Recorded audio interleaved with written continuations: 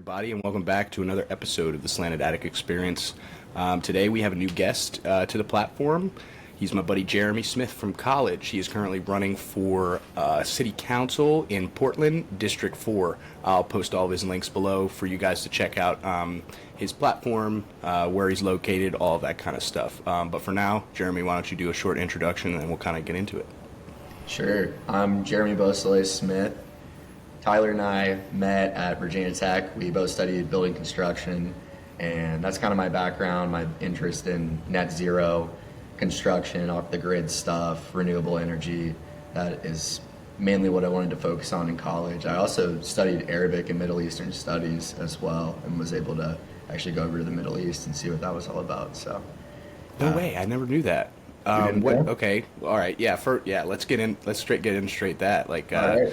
give me a little bit of a overall, synopsis of what you did, and then we can kind of get into you traveling, to go see Yeah, that. for sure. I think it kind of all started with, we grew up in the post 9/11 era, and where I grew up in Virginia Beach, it's highly militaristic. Nationalism is strong. Patriotism is a big thing, and it's a very honorable thing to quote unquote serve your country.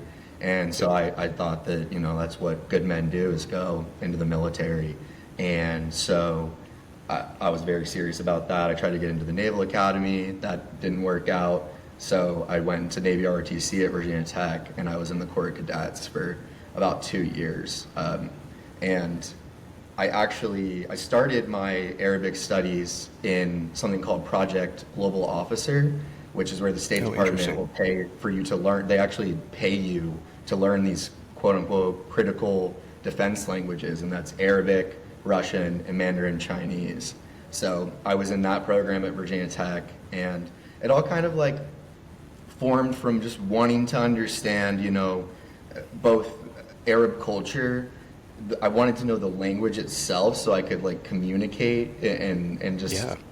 really know it intimately, because I grew up in a town where like I grew up next door to like Navy SEALs, and like people would die, their families would mourn, and I would like wonder why is this happening? How can this be true that there's people out there that just hate us so much that they would do this? And there's way more to it than that, but when you're a kid you don't Yeah. really understand that, and you're kind of just taking in the information that's given to you as fact, and what we're learning in our history books in school. And it's, as you get older, you realize, there's a little bit more to the story. And Oh yeah. kind of come full circle, after I left the Corps of Cadets, I still continued my Arabic studies, and it was culminating in going to the Middle East. I went to Oman, which is a beautiful country, and people are very, very kind. And it's on the Arabian Peninsula. It's south of Saudi Arabia and east of Yemen. And while I was over there, I was, going to class for about like the first week, and then I started to just kind of like love it so much that I kind of like got it into my head that I didn't really want to come back to the US. And Yeah. I also, at that time, my dad has bipolar disorder, and my grandma also has it, his mom. And it turns out that I also have bipolar disorder. So while I was over there, my brain was kind enough to have a manic episode. So I started, and some of it's kind of hard to remember, which we could Yeah, go sure. into bipolar a lot more, but I could throw a link, I guess, to kind of explain it a little bit more and what that's actually like, and especially a manic episode. But I actually got involuntarily admitted to a mental hospital while I was in Oman. Oh wow. And Wow. yeah, I was there for 15 days, and they had to fly a doctor out from Chicago to escort me back, and I got to fly first class back on United Arab Emirates, which Okay. was Hey, kinda that's pretty cool. Yeah. And I'm high on my own supply of like whatever neurochemicals are going on, so I was having the time of my life. And then yeah, so it was interesting, and that I never got my Arabic minor, and I was like one class short because I didn't finish that class. So that is my little experience of being in Oman. Yeah, dude, that's so cool, though. I mean, I bet it was just a phenomenal experience to be over there, submersed in such a different culture than I think what we, see here every day in the U.S. And that's something I don't really know that much about. But when you were talking about the military and growing up and patriotism and stuff like that, we do have a lot of discussions on this podcast of, largely thought to be conspiratorial events that are actually manufactured lies by the government. And, it's coming up today in this day and age, the era of the internet, that these things can be found more than ever. But not to take away from your experience, I kind of wanted to ask you how did that translate at all into you wanting to be a proponent of city council? Kind of what is your why in that situation? How did you become to I feel it too, man. I feel like our generation's being suppressed. The old people are continuing to hold on to powers and controls of government. And we as young people, we need to do something to change our society, right? So I was kind of asking Jeremy about your kind of influences in why you chose to pursue public office. I kind of asked about your trip to the Middle East, how, did that influence your decision? Was it more of you want to get more involved in the culture once you moved out to Oregon? Because I know you were with Kiewit for a period of time. I know you moved around a bunch, but you ended up in Oregon, and then was it events there maybe that snowballed?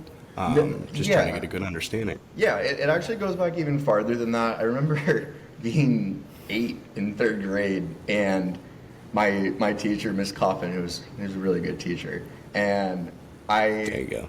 I had actually just come off of seeing Revenge of the Sith, the 3rd Star Wars movie, with my dad, and learning about the Empire, and Miss Coffin just put it in great terms of we were learning about the Roman Empire and kind of what that was, and then the Roman Republic, and this idea of being a delegate, quote unquote man of the people, and I just I don't know, I kind of fell in love with it, and I have Italian ancestry, so it was kind of cool as I got older to learn whoa, my people were we were kind of part of the Roman Republic, and it's hard to trace that far back in your lineage, but it's Oh, yeah. surely someone, whether they were the lowest in society or they were the highest in society at the time by those standards, they were there. Yep. They were present, and that always kind of stuck with me, and learning about democracy and what that means and keeping democracy alive. And I think so much of the way that things are going these days, it's very divided, and I'm very much running this campaign on I'm not going to make decisions for people about I think that person might think this way, so I'm not going to go talk to them. And I don't believe in that. I believe in inclusivity, and I believe in reconciliation. I believe in redemption. I believe in hope, and I think hope is kind of in short supply these days, unfortunately. Yeah, I agree. And especially with Gen Z, it feels very doom and gloom. The hurricanes are becoming more numerous, they're stronger, the seas are warming, acidification, the reef's dying. There's a lot going on right now, and it can feel like we have no agency in this, but we definitely do. So I just kind of can't sit by and wait any longer. I think it's time that Gen Z has a seat at the table, and I think we have a clear vision of how to do this. And I think climate change, is kind of the quintessential issue of our time, and that's where I was kind of interested in, the renewable energy, net zero stuff, and how do we make infrastructure that is more sustainable in the long run. That's a little bit. I remember we had did we have Bellevue together for that class where you had to design the net zero structure? Yeah, that was cool. And in SketchUp, I remember making this one model that I actually just saw a picture of it the other day and was like, that was a fun project, And it was cool to design like a net zero building, and like what could that be, and we can get creative about it. You know, there's a lot of ideas out there, and actually there is a lot to learn from indigenous nations, you know, the native peoples of, Yes. of the Americas, and they were doing it for a long time. And I think, and by no means is the onus to solve the climate crisis on indigenous peoples, because they've kind of been sounding the alarm for a long time. And I think it's kind of, you know, on some other folks to step up and invite indigenous ways of thinking, indigenous ways of construction back into the way Yes. that we organize our society. And actually, one of the projects I'm getting to work on, I'm a project manager at Portland State University now, is it's called the Indigenous, Traditional, Ecological, and Cultural Knowledge Center. And it's kind of this Interesting. bridge, this intersection between the indigenous nations out here. And there's some really cool history about, you know, the way that indigenous peoples have been recognized out here in Oregon.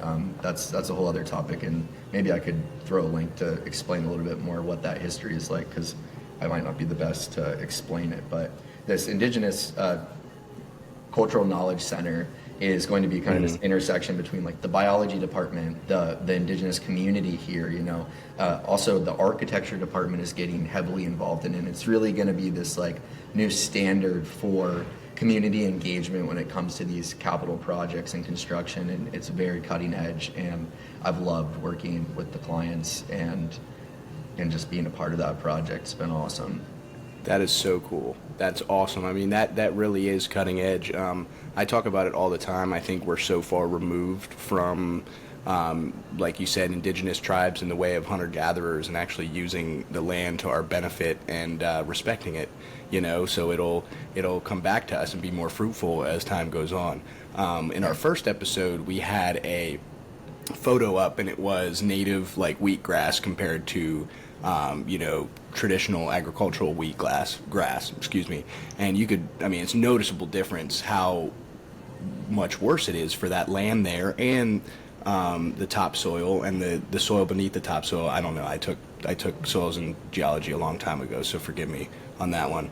But yeah, it's way worse for the climate. It's way worse for the people, and we're just honestly sitting in concrete cubes now, you know, looking at our screens, even though we are. This is a great way to converse, and you know, since we're, what do you think, 35 hours away by car. So although I do appreciate, you know, what has been done in terms of technological advancements in the past, you know, say 30 years, we've just kept going further and further from nature itself, from respecting the land around us. And I think that all kind of relates to what you guys are trying to, you know, promote here in the next, I don't know, X amount of years through these projects. So I think that's absolutely awesome. Yeah, there was something that you said that I also wanted to add some more context to. You said like hunter-gatherers, and like the indigenous peoples, actually, they were not all hunters and gatherers. A lot of them, you know, they had these vast networks of agriculture. They had, you know, they had whole civilizations, and we've largely erased that. And even I read this book, I forget the author's name, but it's called Lies My Teacher Told Me. And the author, and maybe it's James Lowen is his name. We should verify that later, but he basically goes through all of these American history textbooks, and I think he does like 12, let's say, and he finds out that the vast majority of them are written by evangelical Christians, and that they have this very narrow view of the world, and these are books that are like all over the country, right? That are in your high school classrooms. And he adds a lot of context about indigenous peoples, and that, like, you know, when the colonialists first came here, and, you know, the Columbian exchange started, Christopher Columbus, that is, and the native peoples were called savages, right? And this idea was like perpetuated over time, and you know, the author of the book, he states that if anyone was the savages, it was the colonialists. You know, these folks had their teeth were rotting out of their heads, and meanwhile the indigenous peoples are chewing on mint to freshen up their breath. They're using sticks to clean their teeth. Right. And it's like, and the colonialists, they, there's even some stories in the book about indigenous peoples commenting on how bad the colonialists smelled all the time. Like they it's a really interesting book. You should read it if you ever get a chance. I found it here. You said James Lowen. I'm gonna put the link to Amazon in the I guess in the description below. We'll make sure you should buy it from we check somewhere it else out. other than Amazon.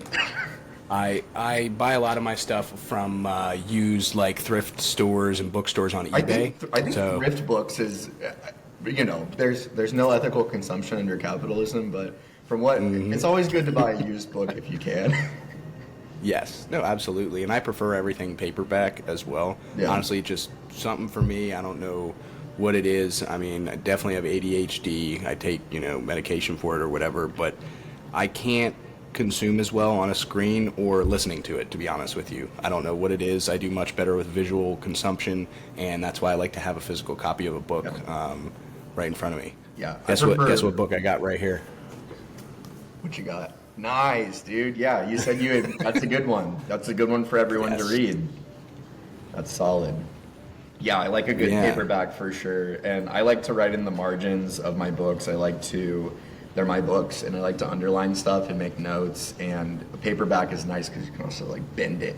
And like I hate, with a library book, you're not allowed to bend the corners or bend the spine. That's right. It's like, no, this is my book. I can do whatever I want with it. And it's like I don't use bookmarks very often. I bend the corners and stuff, which I'm sure every librarian out there would clutch their pearls on. But it's my book. That's right, man. And there's nothing like having a physical copy of something, like owning it in your possession. I feel like we also move further and further from that nowadays. Everything we use and transact with, even cash, isn't really. It's no longer backed by the Federal Reserve, the gold standard. I mean, it's all. In retrospect, maybe hypothetical money at this point. We possess plastic cards that we run up a credit score by paying or failing to pay, and then we get access to better and better loans.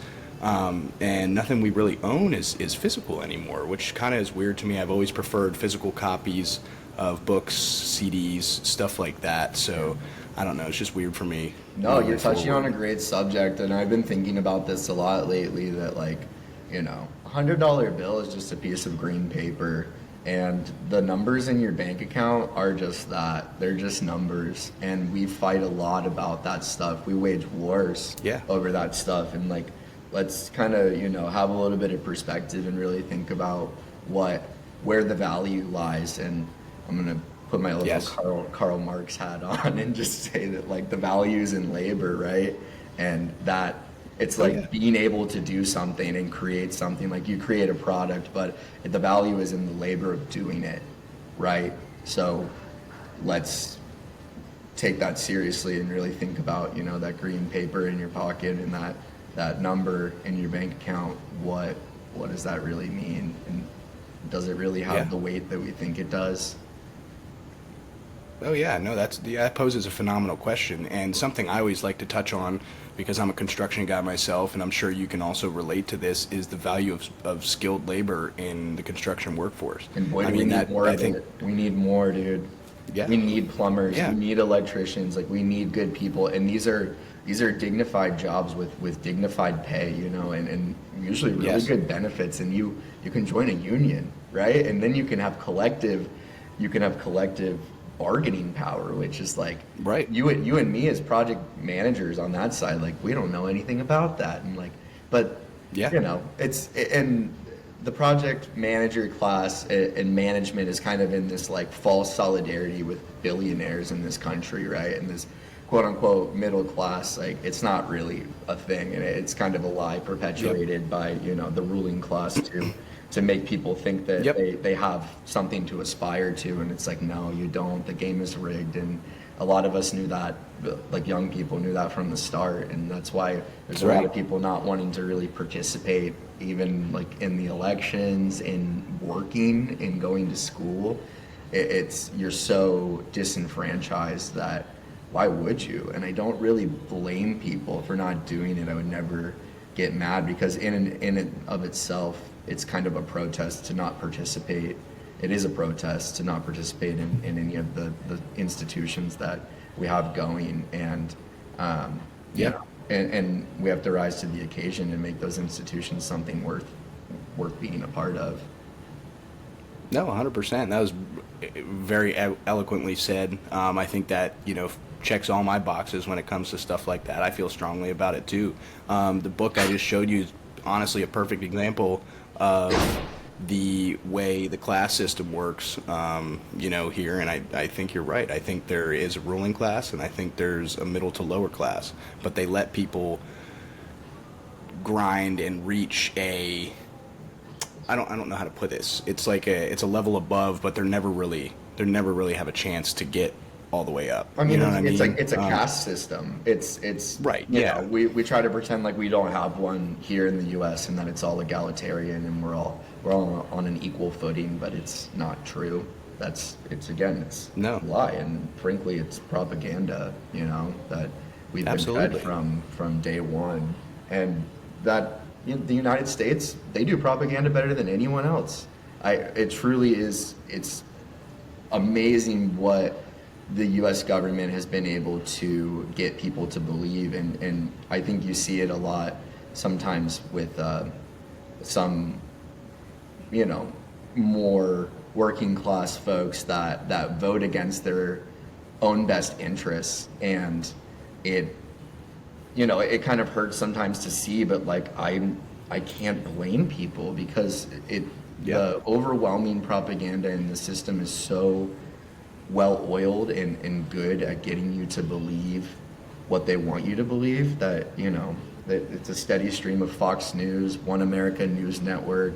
There's some other ones out there that just they've cornered the market, and they just and it's kind of like these people that a lot of times are on this boat are they are so overworked and underpaid that they don't have the bandwidth to even like look into some of these things, and right.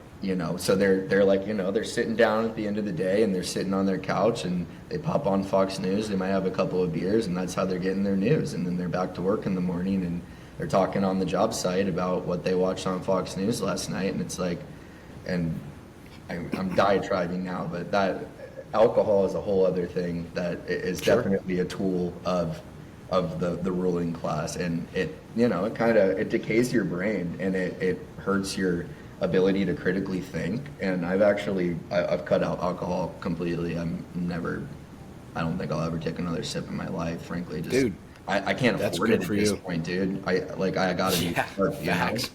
I can't, and I've had, my drinking career has been long, actually. So I'm hanging it up, and I'm retired.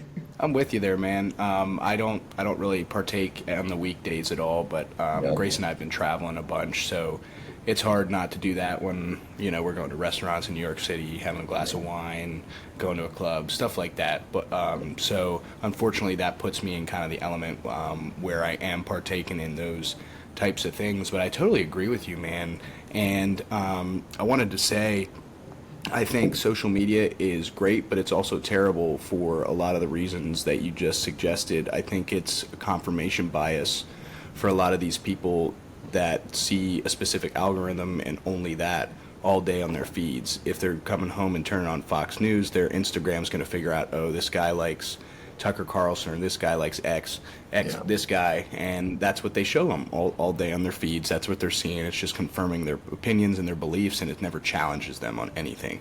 And you can't really form a differing opinion or even think about anything else, to be honest with you, if you're just getting confirmed in everything you believe. I mean, I find it really upsetting that I guess the government kind of encourages this to happen because it keeps the middle and lower classes, more subdued, I guess is a good term. But I did want to say, on the other hand, social media is phenomenal for independent journalism. I think we're seeing the rise of specific people able to deliver like real, legitimate information coming directly from their mouths that we are then, as people that like to branch out and read a bunch of different news sources and really look into matters, it gives us the ability to change our minds, change our opinion. And I think that's one of the largest things that I would like to see in today's society is just like open-mindedness, people having the willingness to just learn what's out there. Like don't just shut somebody down because your opinion differs from them. And that's why I want to do this podcast. I want people from all shapes and sizes, backgrounds, whatever, to come on here and tell me what you're passionate about. It's really important for people to connect on that level. So I just appreciate that. Your opinion in that matter. I think we're on the same wavelength when it comes to that kind of stuff. Yeah, for sure. And it's interesting now with everything, the censorship of TikTok, because I feel like as far as platforms go, that I was seeing the most independent journalism on TikTok. There's some really well thought out thoughts and arguments on various TikTok users' accounts. And there's even another one of my fellow candidates. She's actually over in District 3, Angelita Murillo. She has a decent following on TikTok, and she puts together some pretty bang up videos. I don't know where she finds the time, but she really hones in on like local issues, and I share a lot of her stuff because I'm like, I couldn't have made something better than that. So I'll just share what you shared and retweet kind of thing. Like I agree, and I really appreciate that, and like to see something like their account. I think they have, they got a decent amount of followers, right? And like getting local information out, because a lot of the things that happen in city governments and at the municipal level kind of happen in darkness. And that is awful, because that's what affects you the most, actually. I think people get really hung up on the federal stuff, and of course, vote. Check your registration. Make sure you're voting in the primaries. You're voting in the general elections. But like, your state and local governments have way more control over your life, and your state actually can really protect you a lot from the federal government. And honestly, I feel like the federal government should leave a lot more things to the states. We have this federalist system. Yeah, and that's kind of the beauty of the United States, is that we have a federalist system where we have these layers of government, and that and it's a privilege to be able. I'm a very privileged person. I was able to relocate from Virginia out here to the Pacific Northwest. I was in Washington originally, and then I jumped over the Columbia down here to Portland, which is what I wanted to do, but I had to kind of follow the job track. Sure. And finally was able to get in with Portland State, and like loving, absolute best job I've ever had, best place to work ever, and truly believe in the mission of what we're doing. We're doing great things for the community. The motto is let knowledge serve the city, and that is what it's all about. We serve a lot of non-traditional students. Like, what is a anyone can be a student, right? Yeah, right. But like, sure. Virginia Tech is very much clear cut, like 18 to 22. That's when you do your undergrad, and then you go right into grad school for the most part. There's a lot of there's a lot more nuance to it, but we serve a lot of people, that are older, people that are trying to like career switch, people like a lot of Black, Indigenous, people of color. We like really focus on elevating historically marginalized communities and getting people the education that they want, and making it not that they are saddled with insane amounts of debt when they're done. And there's always room for improvement. We could always do way, way better. But as far as U.S. universities go, PSU is trying their best, and they're for the most part. That's in a lot of ways. That's totally awesome. I really appreciate that dynamic, because personally I felt like maybe I should have taken a year after high school or taken a longer tenure of college. I think I didn't necessarily study my ultimate interests. I think construction was a great segue into kind of what I want to do for the rest of my life, which is to be a communicator. I want to build relationships. Operations, I think I would do well with. Project management, learning how to talk to people effectively, learning how to not command their respect, but gain their respect, right? Like, I tell all kinds of people this. You just need to know how to relate to a person, right? I mean, they're a person like you and I are having this conversation right now. Just because they work A job or B job or do this or that doesn't mean you should treat them with any different level of respect or modestation, I guess is an okay word. But I mean, this just brings me straight back to kind of the blue collar workforce, the vocational jobs, the plumbing, the electricians, excuse me, roofing, all of those guys that are working incredibly hard. Maybe they'd like to get a second degree or a higher degree at some point. Like, I know that's something I've wanted to do for a long time, but I just don't know how to do that in my current, career space. I'm 26. Yeah. I feel like I've spent, a couple of years invested in this space where I'm currently at. Do I have the time and the resources to realistically jump from this to something else? I think there are a lot of ways to transition, but I just love to see, schools that are directly trying to achieve this rather than making it a monetary thing, to be honest with you. Yeah, just trying to make a quick buck for sure. Yeah, one of the things that I really love about my job now is that I'm not operating for, like, PSU doesn't operate for a profit.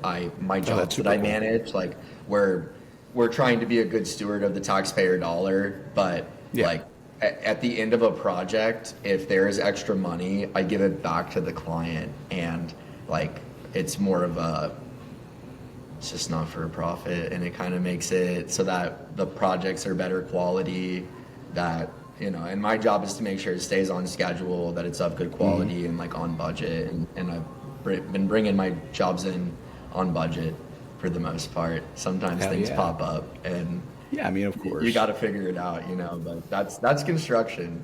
That's right. A lot of people get mad at construction projects, and they're like, oh, this is taking so long, and it's, how could this be so difficult? Like, we've built millions of homes at this point, and it's like, yeah, but have you ever built this house at this time in this like economic climate, in this weather climate? Like, you didn't do it. No project is exactly the same. You could build a million houses, and you can still run into something on the million and first one that you're like, wow, I learned something today.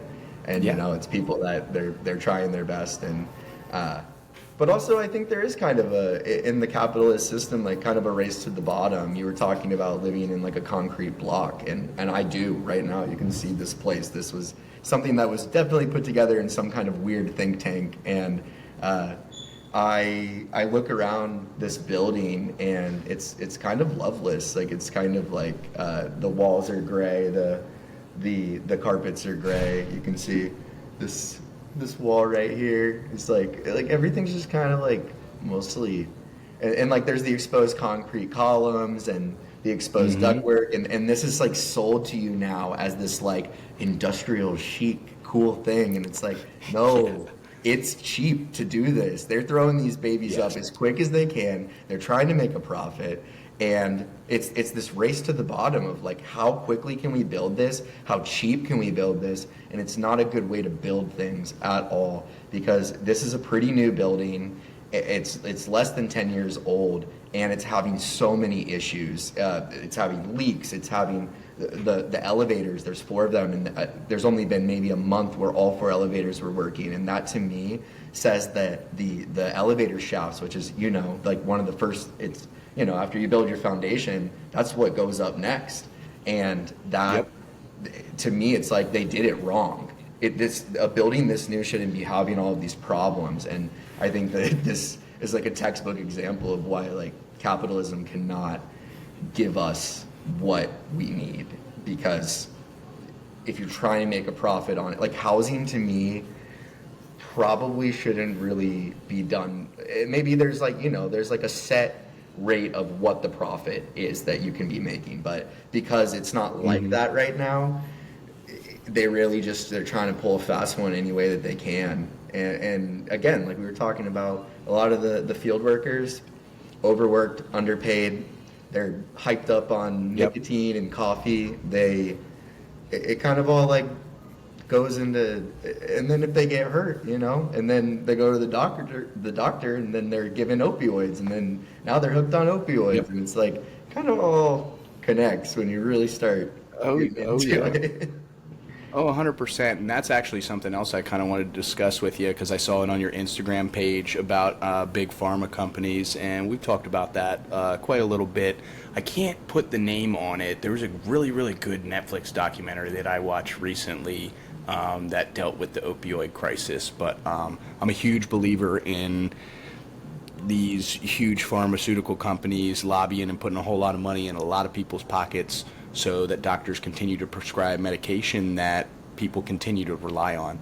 I think what they talked about in the documentary or the show, I can't remember, it was something about a cycle. It was like pain coming around in a cycle, and it was like the end of the pain. People want that small gap in between the pain and the time it takes to heal from that pain, in the correct manner, right? Whether it be from, there's a lot of herbal remedies, plus we have modern science along with that there aren't as dangerous medicines that you could be taking for that exact thing, but it's going to take you a lot longer to recover. You're going to be in more pain, and you basically have to wait longer to regain the use of your limbs, your mobility, whatever it may be, and people just want that quick fix. Why do you think YouTube thumbnails that say lose 10 pounds of fat in 20 minutes are so appealing and they get so many clicks? You know what I mean? I mean, it's a perfect example of like people just looking for the first thing that can cure whatever, in the easiest form to do so. And it's just such a problem. Yeah, I mean, there and like, I feel like marijuana isn't like the solution to everything by any means, but there has been a lot of research done into, there's a lot of strains that are less psychoactive, and there's like the THC to CBD ratio, and there's some strains that are a lot more focused on pain relief and actually like a better body feel of like helping people that have chronic pain. And I wouldn't be the most knowledgeable person on it, but I know a little bit, and that that might be a better alternative to opioids. Absolutely. I've always been of the mindset that marijuana it could be psychologically addictive, but I'm not so convinced that it's physiologically addictive, that your body's forming this dependence on it. I think some people lean on it as a crutch for maybe like anxiety, or they're self-medicating. Sure. And that happens for sure.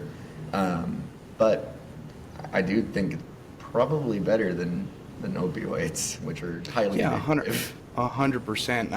I truly think the only reason why it hasn't become legal at a federal level is because big tobacco and big corporation aren't ready to make that transition yet.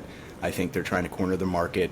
That's why they're kind of holding off pending legalization. And I feel like states are starting to do so, and that actually gives a leg up for those small companies to get into that spot and start creating new products that some people might never have used before. I know they're doing a lot of topical balms and like terpene oils and crazy stuff like that. Yeah, which, like tincture. Like I'd rather someone be throwing a couple drops of oil on their chicken that they're eating for dinner, Right. than taking an opioid. Like that's just me. Yeah, man. You can only convince so many people so much, but yeah, I think that's still a huge problem we see here. Even though from all these recent documentaries and these statements and clips and all this stuff, you would think that it's over by now, but it's not. You know what I mean? I feel like Not, and it's still. And you look at the communities where it's hitting hardest, and it's like it's working class folks. Like Oregon, Yes. Oregon's having a real go of it, and a lot of the people. I feel like Portland is like the city that the U.S. loves to bag on, and I feel like it's always in the news of like something crazy happening here in Portland, and it's like, why are you like poking fun at Portland? Like these are folks that are struggling, and we need to be helping them, not you don't punch down, right? Like it's one thing to punch up and be like and criticizing the government and stuff, but don't be punching down on the person that's in a sleeping bag on the sidewalk. Like, are you kidding me? What are you doing? Yeah. So, Yeah, you don't know anyways, what they've been and a lot through. of the You don't know people, what's going on. Yeah. no, and it's like it's really like a case by case basis of like it's just a myriad of things can go wrong in your life, and there's a lot of people in this country, they don't realize how close they are to actually being homeless. You know, you might be a lot of people live in paycheck to paycheck, and you're just one missed paycheck away from getting evicted, and then it's and that's kind of it's intentional. It's like by design, because there's that ever-present threat of like, hey, you could be homeless if you like don't step out of line, buddy. You could lose your job, and then you lose your house, and then you're on the street like those folks. Yep. And it's like it's a threat. It's class warfare, actually, is what it Yes. is. And Yep. and the sooner that we start calling it that, and the more vocally that we start calling it class warfare, it's a war on the working class. Like this ruling class, let's call them 500 billionaires in the world, right? They hate Sure. us. They do not like us, and they're not your friend. And people like Elon Musk, he only cares about you as far as he can get your money, and he's not cool. He actually is very off-putting, and I really just genuinely dislike him on a personal level. And he's not like a genius. He is not really that smart, and most of his good ideas he's stolen from people. And he's like the heir of this huge, I think, and I maybe I know what should you're check talking my about. I facts forget. then. I Anyway, forget what it I is. won't- I won't go It's down. something though. No. It's something. You're right. I don't know exactly what it is, but yeah, he inherited a large Yeah. sum of money from some sort of various means. But like a lot yeah. of these billionaires did, and they Yes. Bill Gates' mom, I think she worked for like IBM or something, and then Bezos, I'm sure, has received a leg up in his life. Like, there's no such thing as this like self-made person, right? Like, you went to schools that we all paid for. You drive on roads that we all paid for. Like, there's a commons, and we have to take care of that, and be good stewards of it. But it's like there's no self-made. Like your community, your teachers built you up, your parents built you up, your friends. Like, nobody gets through life alone. Yeah. No, that's a great point, and I don't know how many times I'm going to bring up 1984 tonight, but it's a perfect example of what they go through in this book, or I think his name's Winston or Wilson. I forgot, and I finished it last week. But correct me if I'm wrong, but this book came out like 60 years ago or something crazy like that. Yeah. It's been around for quite a while. Yeah, and I think was able to like predict a lot of things that Yes. it's 2024 now, and it's kind mortifying. of spot on in a lot of ways. It's scary. I think what I kind of wanted to reference, from the book, was the class system. You were talking about class warfare, and what Orwell wrote about in the book was the very lowest members of society were divided into subgroups, and each subgroup they got a little bit more of a ration, or a little bit more tobacco, or a little bit more this or that, so they have something to compete against in their own subdivisions and to fight for. Oh my God, last week I got promoted to group 9 instead of group 8, and now I got one extra half slice of bread, right? And then they do this all the way up to the middle class and what we consider the upper class, who are still, I think, part of the middle class as far as it goes with overall wealth distribution. Yeah. And they give them more and more and less, depending on where they're at in the system. And it's like what you said. I mean, it gives people stuff to get angry about and to want to stay either in that location and not digress, or try to improve. And it makes us argue against each other instead of collectively agreeing on what we see that is wrong and taking action against it. Yeah, and I'm not talking about, Jimmy McMansion with the 5-car garage. Like, I'm not even talking about that kind of person. I am talking about someone that is so rich they could never spend the money that they have in a lifetime. They couldn't probably do it in 10 lifetimes. I'm talking about someone that is able to build their 12th mega yacht, while there are people that don't even have a house. And it's like, you are in this false solidarity with these people that truly, they want to leave this planet. They think that the Earth is a lost cause, and they want to go to Mars.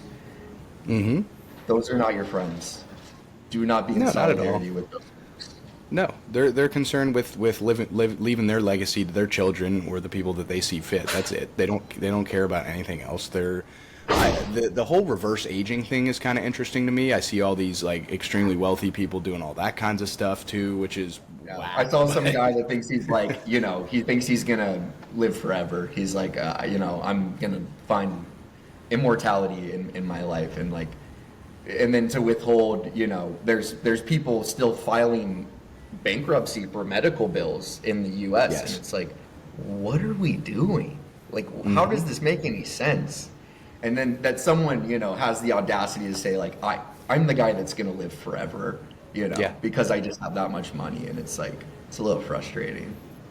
Yeah, and I mean, that's as weird as it is. That gets us further from where I think we should remain as humans, and we're apes at the end of the day, in my opinion. I'm not sure if everybody else agrees with me out there, but you know what I mean. Like at the end of the day, that's what we are. We connect on an emotional level because we developed a prefrontal cortex, and throughout time we have human emotion and action towards each other, and we're able to work together well in groups and create a collective society. And with those, the 500 billionaires as you reference, I couldn't even put a number on it. There's got to be, if I had to guess though, there's probably got to be hundreds.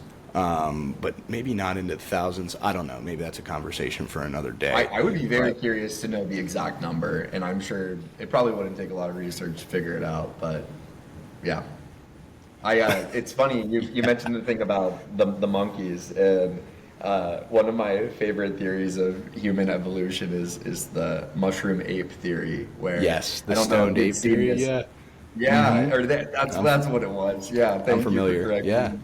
And I found out about it in this documentary called Fantastic Fungi. I don't know if you've seen that one, have you? No, I don't It's think so. Let me amazing. write it down.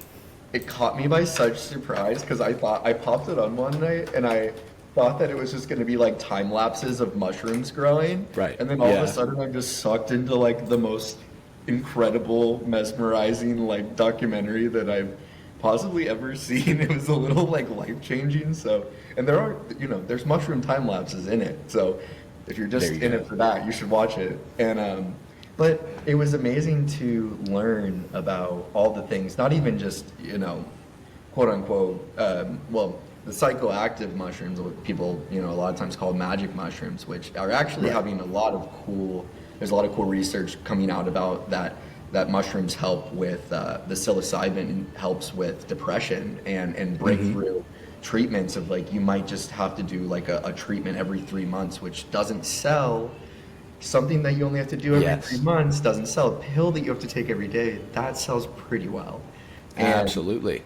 yeah, so, and it talks about all of that, and there's even, I can't remember exactly which mushroom it is. I want to say the lion's mane, but I could be wrong about it. But the lead like researcher that's referenced in the documentary a lot, his mother got diagnosed with some type of cancer, and was able to, take these mushroom supplements, and actually there was, some positive direction in her in her cancer treatment, and it was like, whoa, is there something there? Like, and you're talking about, immortality, right? And it's like, what do these rich people know that they're not sharing?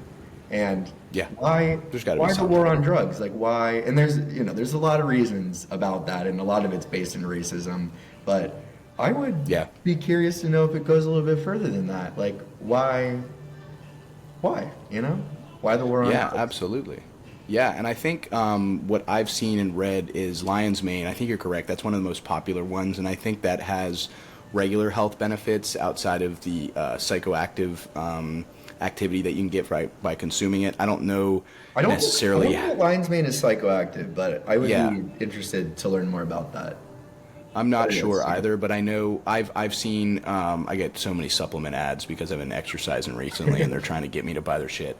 But I see a lot of ones for lion's mane mushroom, and I've read into it a little bit, and it looks like there are like incredible health benefits from things like that. But something I kind of wanted to touch on is societies have been using medicinal herbs like that for probably millennia. The ayahuasca, the peyote of native tribes all over. There's evidence.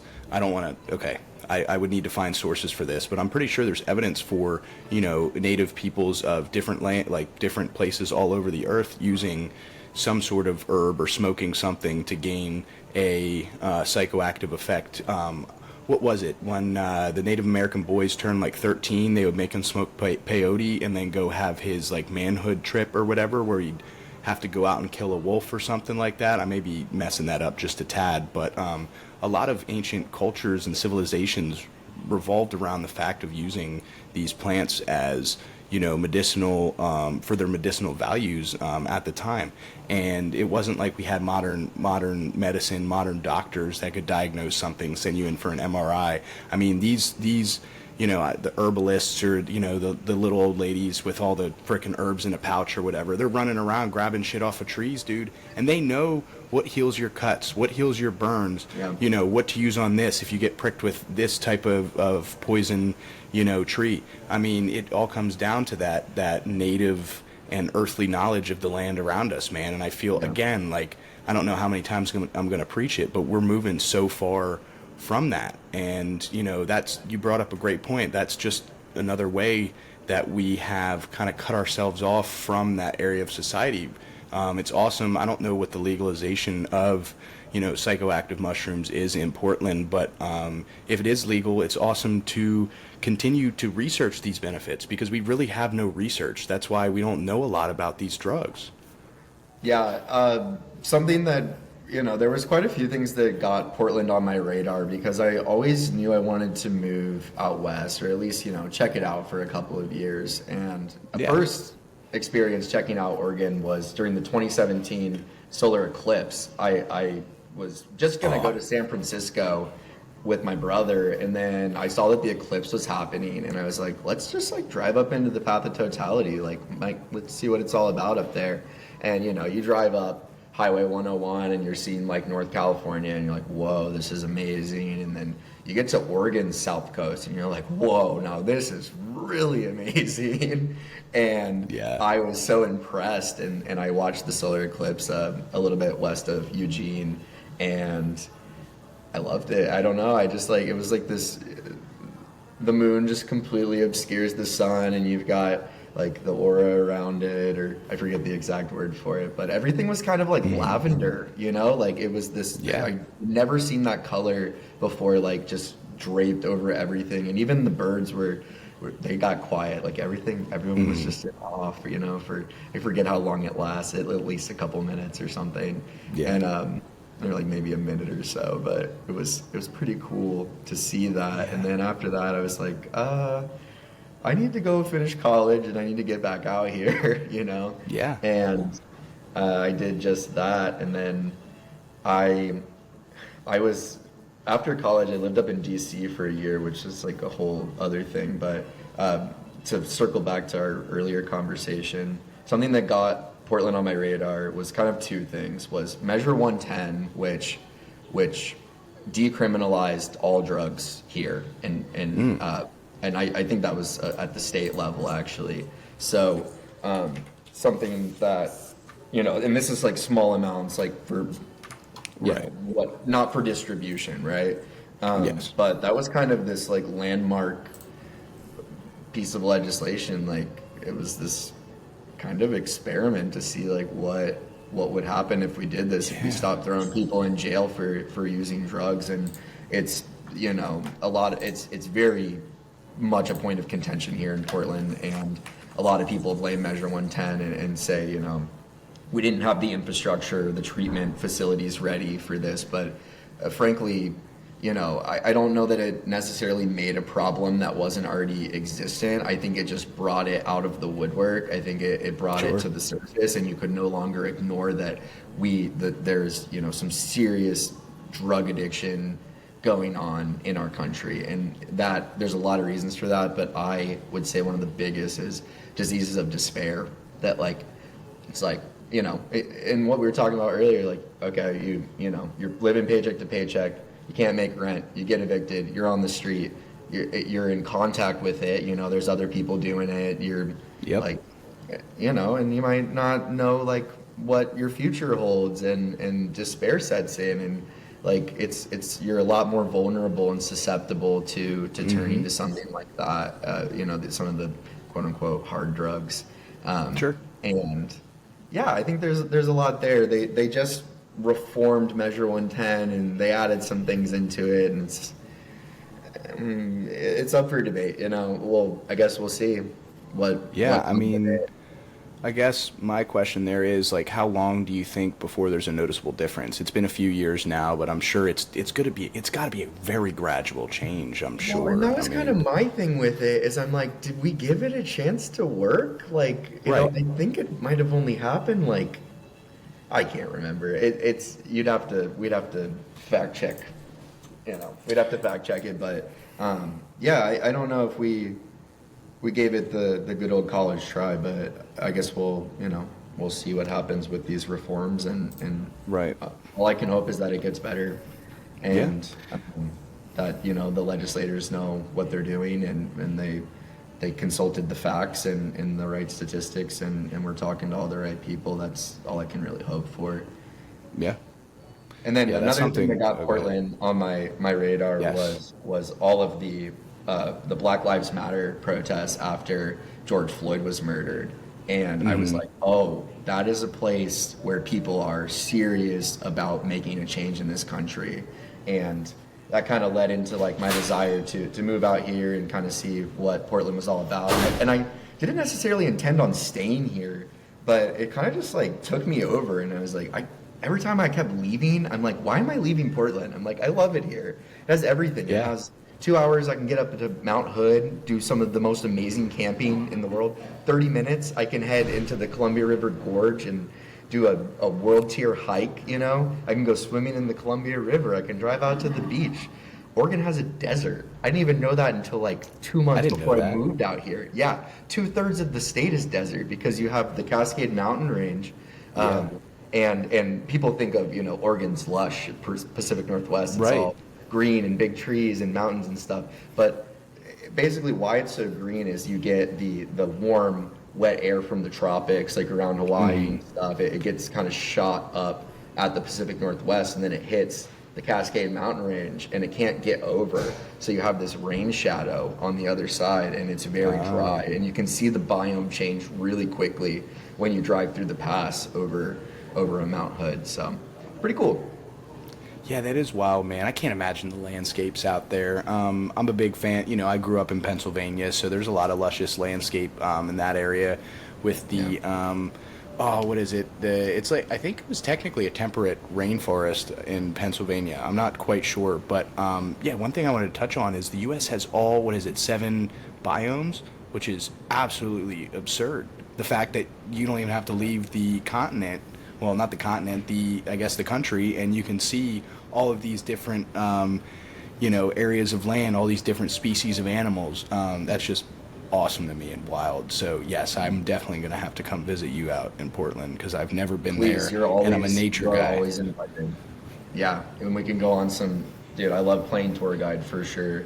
And you kind of touched on something of like our beautiful natural landscapes and like that is one of the things that makes me proud to be an American is our national park system. That's one of the things that I really care about, and something that FDR, Franklin Delano Roosevelt, one of our U.S. presidents, U.S. presidents for me, it's hard to really say like, oh yes, this one is my favorite, or there's a lot of questionable things just by being the president that you have to do. But if there was a least harmful one, perhaps we could maybe say that it was Franklin Delano Roosevelt. If I had to pick one.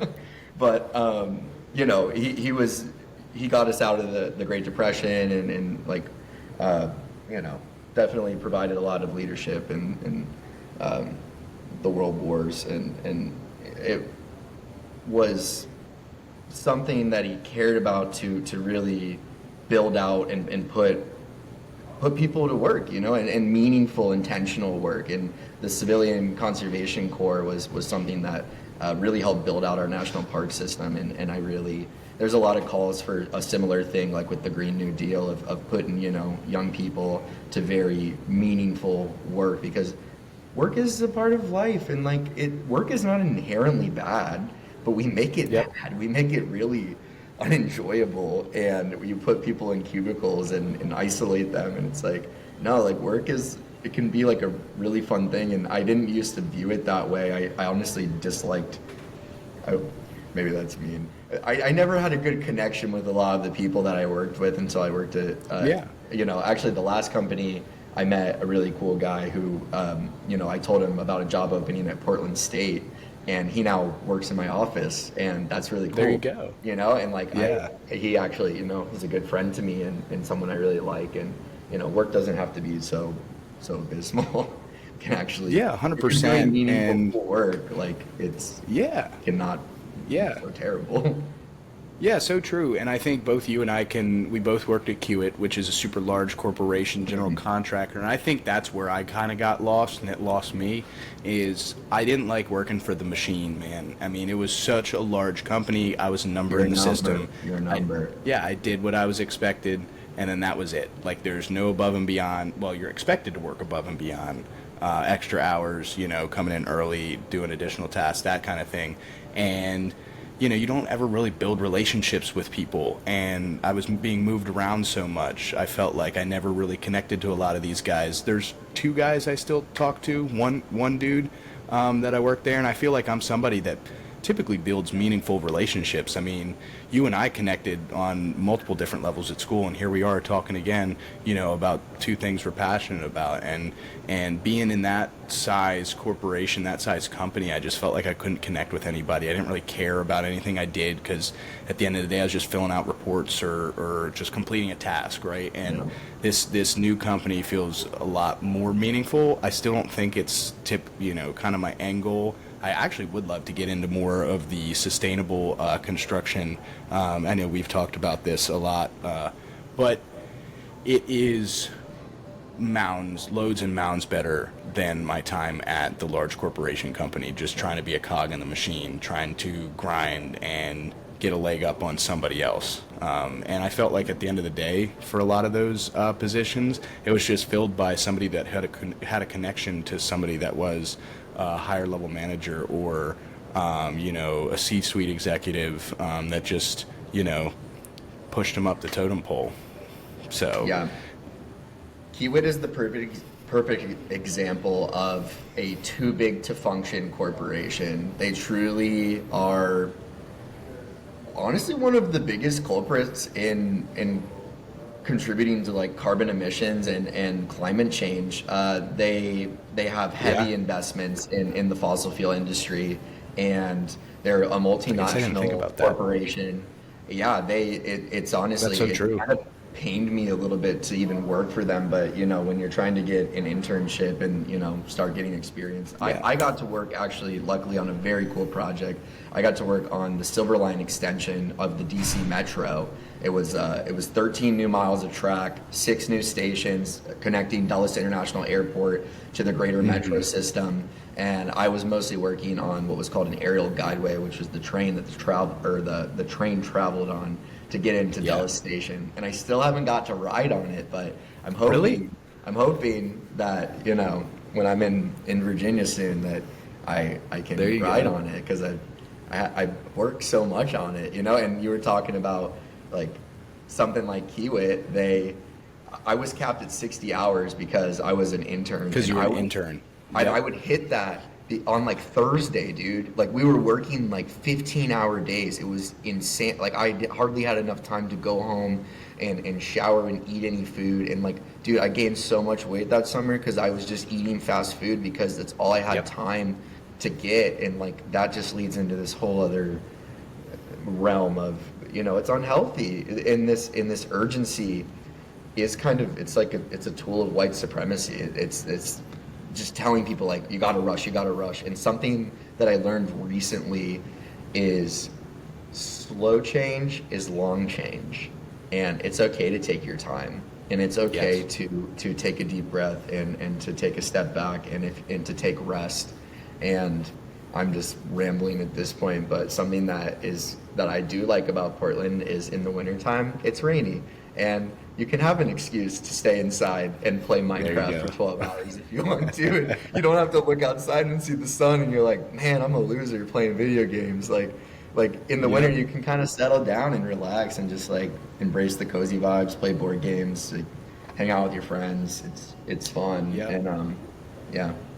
Yeah, kind of two things I want to touch on there. I actually worked on the Orange Line for a summer, so I feel your pain. I was working 13, 14 hours a day, 40-minute commutes, and I worked night shift, so that was fun. We had 11 days on, dude, all the 3 days concrete off. that we were pouring, all the concrete had to be poured at night because it's an international airport. Like, and a lot of the spans that we were doing, like, you can't interrupt. You can't interrupt the whole flow of traffic into the airport. Mm-hmm. So like, you would get in at like 5 p.m. and then you're working all night, and then you get to watch the sunrise. I got to see the sunrise a lot that summer, and got a lot of cool pictures, you know. But and then you get to go home maybe at like 8 a.m. if you want to. They're like, and then like I guess it's cool because you're going the opposite way of everyone's rush hour traffic, but like there's still traffic. It's DC. Yep. Yeah, exactly. 100%. And I felt the same way. And at the end of the day, also what I felt like was I was doing it on a night shift where nobody but me and the other 6 guys that were there would actually notice my effort and what I was trying to bring to the table, you know, because I was managing I was managing a subcontractor, which was just a drywall installer. So I had everything built out. I had schedules, you know, project updates daily I'd send out. You know, I was pretty good about it. My organizational skills are pretty well off. And, you know, I can get anything for it. You know, I got attaboy, right? Which is great, you know. I like that confirmation that I'm doing something right. But that brings up, I like that. That just sparked a thing that I wanted to bring up is Kiewit is again like the example of like the good old boys club, dude. It is like, it is such a white male dominated space, and they laugh at diversity, and they truly do an awful job of fostering a space that is in any way comfortable to be in. I heard some of the most racist, homophobic, xenophobic, Islamophobic, like all the phobics, just like some of like the worst stuff that summer. And I'm just like, why would I want to work for you all? Like, and I actually, at the end of the summer, I just remembered this. They had us give a presentation on our internship, and I said in front of everyone, I said in front of the Southeast district, or however they do it. You know, yeah, that's like, what it is. It was like the director of like the whole Southeast, because you know they break up the company into like these. They're like smaller companies, but it's all Kiewit, you know. Yep. And I said that, and I was like, dude, like honestly, I heard some like really bad stuff this summer, you know, like some very like mean things about women, just like all across the board. And he got mad and he started yelling at me in front of everyone. He's like, well, why didn't you do something? Like, what were you saying? And I'm like, bro, I'm like 18 and these people are frightening me. And I'm here telling you this now as an 18-year-old, and you're yelling at me. And this is exactly why people don't speak up, because they're afraid of people like you saying that.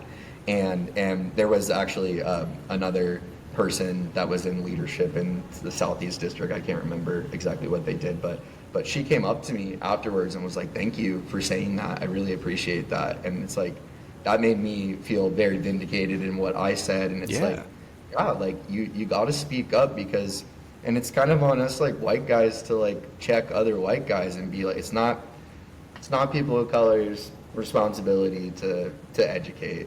You know, if they want to, that's cool. Some people do, but it's emotionally and just mentally exhausting to do that. So like the onus is kind of on white guys to like, let's get our boys educated.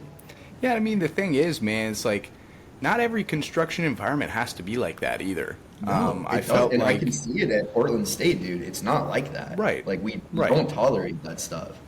And it's like, I like construction, but I thought I was going to have to like switch my career track. I was looking at like maybe going into marine biology, which was something I always wanted to do, or like I don't know, trying to do something in the political realm or something for the city of Portland, but it was Right. like, it's tough, dude. And then like I got this one biology job as like a field biologist, and it sounded awesome. But you want to know what it paid? Like 30. $16 an hour. How could I live on that? Like, Yeah. Right. and like no reimbursement for like commuting or anything like that. Right. And I'm like, dude, that might cover the like half. It might cover the gas in my truck to like get back and Yeah. forth to work. Like, Right.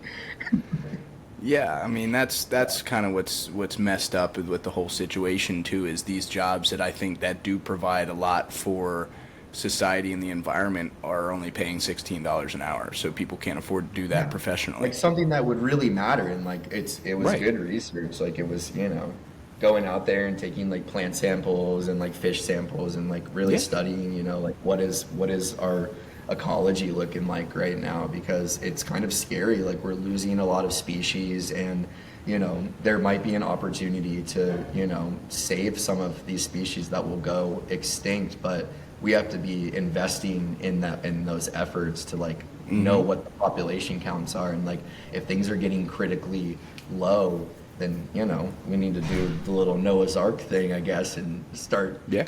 we gotta Oh, yeah. get two of them and start undoing so much of the harm that we've done, and we can do it. We've done it with actually a lot of species and brought them back, and it's like Yep. humans aren't inherently bad. Like we can do better, and we can fix Yes. this. We caused it, so we can fix it. Yep. Yep, and that's the right. Earth is resilient, and that's Yes. nature is very resilient, but we have to give it a chance to do its thing. Sorry. Oh yeah. But- No, you're fine. I was going to say 100%. And like, it happens in pretty much collectively everything we see. You could talk about it in the construction environment. You could talk about it with the environment. You could talk about it with a lot of other things. But a few bad people that have such large influence can ruin it for everybody else. So it's tough, because I think there's such a strange narrative on traditional hunting, like population control of specific animals, like how we treat our environment as a whole. One of my friends is a GIS mapper for the federal government. She absolutely Nice. loves her job. I actually have her on, I think, next week or in 2 weeks, and you might have met Rachel, maybe at our house or something in college. Regardless, she talks to me all the time about how many people don't understand the real implications, I think, of like wildlife hunting and why we have to kill deer and turkeys and specific animals like that, because they're technically some sort of an invasive species and they take up too much space or land of these other endangered animals that we should be trying to save. And I think because there's a lack of knowledge in that space, and this can be said for quite a bit of different things, a lot of things, like people don't know enough about a topic, so they're just quick to dismiss, whatever somebody's saying if it doesn't align with their traditional thoughts, their traditional opinion, or what their group around them, their community is telling them. So I think just like a lot of lost knowledge in that is ruining it for everybody else, and those people that are environmentalists and want the populations of specific animals to succeed and grow. And we need to nurture the space around us, man. We really do. And like I said before, we live in concrete boxes, and we never leave our homes anymore. We have to frickin' have a garden in our backyard because the government doesn't sell us food not ridden with pesticides and other harmful crap that they're putting into our food to do whatever. I don't want to get into that. I'm sure we could talk about that next time, because I think that's a really important topic too, about what they're producing, what they're feeding us in the U.S. And we're just so far removed from it, man. I'm just going to keep saying that because I truly believe it. Dude, you're touching on so many things. I feel like we could talk for multiple more hours, but one thing is, you were talking about, culling populations and animal population control, and a lot of these problems, like they're human problems that beget other problems. Like the reason that the deer are out of control is because we killed we killed their natural predators, right? And the turkeys and all of this stuff. So now we have to do this other population control because we killed this population. And it's like, it's truly it's insanity, really. And Oh yeah. I also wanted to touch on that I'm not big on like alienating sportsmen, like people that fish, people that hunt. Before I was ever an environmentalist, I grew up fishing. My dad and we are huge fishermen, and I don't do it much anymore because I frankly don't really have the time. But I do like fishing still, and I don't. I prefer to, interact with nature in other ways. But Yeah. before I even really knew what conservation was and being an environmental steward, I was out there fishing with my dad and forming this appreciation. And I guarantee you that every fisherman knows more about fish than 99% of this population, like because Yep. they've cleaned fish, like they know the anatomy, they know the behavior, they know because you gotta to be a good fisher, you know. And so there is a lot of like mutual respect between animal or between like a fisherman and an animal. So Yeah. I think that can't really be undersold, and also a lot of like the tags that are sold, if it's done correctly, like when hunters go out, like a lot of those tags are put towards conservation programs and Yep. rehabilitating populations. And I think as long as we're looking at like a net positive in populations, that I'm not necessarily convinced that is the worst thing in the world, Right. you know. Right. Oh yeah, oh yeah. I'm gonna do a little quick shout out to my episode that's releasing this week because it's with one of my buddies that we talk about pretty much fish and wildlife conservation most of the time. The growing tobacco industry in Richmond. He's from this area and grew up, loves to hunt, like all of that stuff. So that'll be an interesting one to listen to. But I wanted to give you a chance. I figure we wrap this up after the next topic is done, and this is something you really wanted to talk about. We texted about it earlier today, so if you want to send me a link, or I can just give you the floor, and I'll post some pictures so our viewers can, see on the screen the intensity of the events that are currently happening.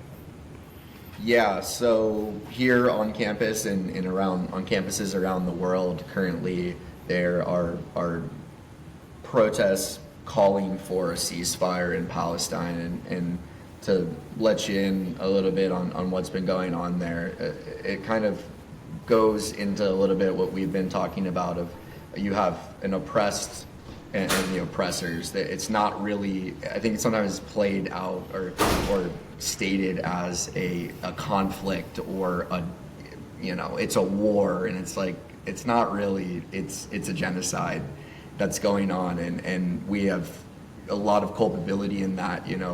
We send billions of dollars to Israel and are really supporting that because we need an ally in the Middle East to help leverage our hegemony and our influence and imperialism. So we've, as a nation, our government at least has really been propping up Israel for almost like a century at this point. Yeah, and a long time. So yeah, this stuff goes deep. So there have been two intifadas, and this word means an uprising, and this is the Palestinian people trying to take back their land. And I would posit that right now we are seeing the student intifada.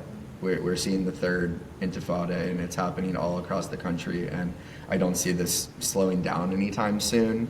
And I do believe that it is going to grow. And I think that the world will kind of be looking at what the U.S. is doing in the coming weeks. So a big shout out to just community organizers and people that are fighting for they're living their truth and trying to make this a better world. I think if we let the Palestinian people be wiped out, that it would be one of the greatest failures of human history. And no matter how you feel about the subject, the U.S. should always be on the side of diplomacy. We should always be hosting peace talks. We should be calling for that. We shouldn't be adding fuel to the fire. It's just, it's not the path forward. Yeah, I agree, and I hope that everybody listening to this will grant our government a little more scrutiny going forward, just in following where this money is going, like how we're choosing to foreign relations, how we're choosing to relate with certain countries over other countries. Where is this money actually going when we're spending it for the war machine? I think that's also something important to look into. And I can even reference 1984 again. What do you think war does? It produces props up manufacturing. It produces cost and revenue to the United States. That's why we're sending all this money over there. We are looking for conflict, and I don't think people are dumb anymore, man. I think we are a smart, intelligent group of people, especially these folks at the universities, and it's not a time where they can just slide shit past us anymore. I don't think. Like, you don't go home and turn on Fox News the whole night. I think we all have our independent sources and the ability to go out and do research for ourselves and, really scrutinize what's actually happening and form our own opinions. Absolutely. Yeah. But, you got any closing remarks before we wrap it up here? I mean, I definitely want to schedule you for another one because I thought that was awesome. Dude, I will always make time for you. I guess other than that, just plug Jeremy Beausoleil Smith, running for Portland City Council here in District 4. Something that I am participating in is the small donor election program, where Portland will match donations from Portland residents at a 9-to-1 ratio, and they'll do this up to $20, and it helps kind of even the playing field so all the rich people don't just win every time, right? And it's a really cool program. I currently am trying to get 250 donations. That's when I unlock the matching funds. I'm getting pretty close to about 100 right now. So nice. I'm well on my way. I have to do this by August to get those matching funds. So I got a lot of work to do, but I can accept donations from people in other states. Individual contributions can go up to $350. I honestly hate asking people for money in the first place because the people that I am advocating for probably don't have $5 to spare. And there's a lot of other ways that you can help in spreading the word and following my social media and just just following along with what I'm doing, because this is a lot bigger than a city council election to me. Like this is just the start of it for me, and I'm just getting warmed up. So we'll see where this journey takes me, and I've been getting to meet the best people in my city, and I can't wait to meet the best people in our country, So I'm really excited for what the future holds. Yeah, man, that's so awesome. I mean, it's just unbelievable that, to me, I didn't see you doing this in a few years. Honestly, I saw you becoming a successful project manager in construction. I thought you were a very personable guy. You relate to people very well, so I figured you'd have success in that career path in the future. But now, talking to you after an hour and a half about things that you're really a proponent of and things you're passionate about, I can totally see how you make, a great council member and even, lawmaker in the future. So next time we'll have you on. I kind of want to learn a little bit more about local government ordinances, kind of, the impact they have on your direct citizens. And, hopefully I'll be talking to you further along when maybe you got a seat, man. But that doesn't happen till later this fall, right? So I'm hoping November we 5th. can November chat 5th is before the that. election. We can definitely touch base before then. Just keep me in the loop. Beautiful. All right. Well, everybody, thanks for following along with us. If you made it this far, make sure to check out all of Jeremy's links below. I'll make sure to have them listed first in the description. And then, as always, we've got Instagram, YouTube, Spotify, all that fun stuff at Slanted Attic. So we'll post the donation link. I'll put it in my bio the week of the release of the episode. And hopefully we can get Jeremy some funding to, sponsor his movement and to continue his path forward. So really appreciate to have you on here, man. And we'll see you guys on the next one. Sounds good.